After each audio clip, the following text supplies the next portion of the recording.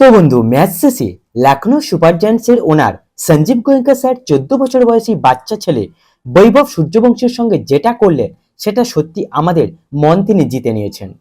বৈভব সূর্যবংশী এই রাজস্থানের হয়ে ডেবিউ করেছিলেন এই ম্যাচে এবং 6-4-এর ঝোড়ো ইনিংসে সকলের ভালোবাসা তিনি কেড়ে নিয়েছিলেন এবং সবার নজরে তিনি চলে এসেছেন